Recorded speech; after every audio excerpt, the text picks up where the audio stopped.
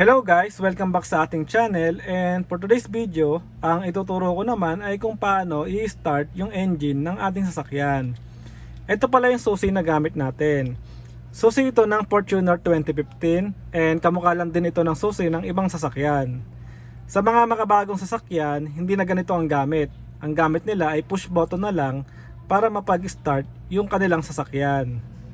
Sa ibang sasakyan naman, kailangan pa nilang apakan yung preno or brake bago nila pa-start din yung sasakyan. Dahil kapag hindi nila inapakan yung brake or preno, hindi aandar yung kanilang sasakyan. For safety purposes daw yon. Ito naman, i-try na natin i-start yung ating sasakyan. Ginawa ko pala itong video na to para sa mga beginner or mga nag-aaral pa lang magsasakyan. Ito guys, ito yung ating papasukan ng susi. Kung makikita nyo, meron dito nakalagay push. Kailangan natin i-push. Then ito meron tayong lock. Nakalock pa yung ating sasakyan. Itong ACC, ang ibig sabihin nito ay accessories. Then itong on, ibig sabihin yan, on na yung ating system ng sasakyan. Then start. Una, ipasok natin yung susi natin. Yan. Sa mga baguhan guys, ganito ipapasok natin. Kailangan natin siyang i-push. I-push, then yan. Yung una, accessories, i-push lang natin pataas pag ganon. Yung una natin binuhay, accessories. Ito, kanina wala itong ilaw na to. Yung clock natin, buhay na ngayon. Then i-on na natin yung sasakyan natin. Ayan, naka-on na siya.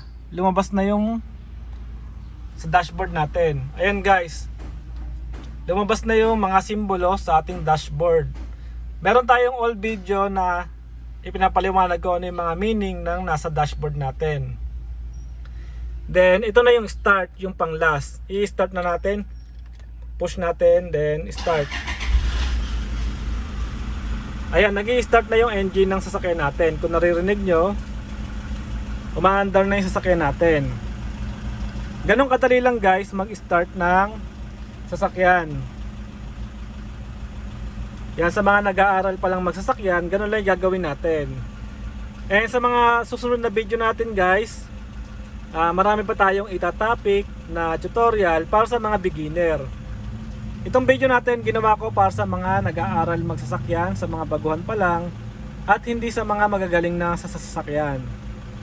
Ayun guys, itinuro ko lang kung paano buhayin yung ating sasakyan. Ngayon, i-turn off naman natin yung sasakyan natin. Ang pag-turn off naman ay ganun lang din. Push lang natin. Ayan, naka-turn off na siya. Then lock. Tapos kuhanin natin yung susi.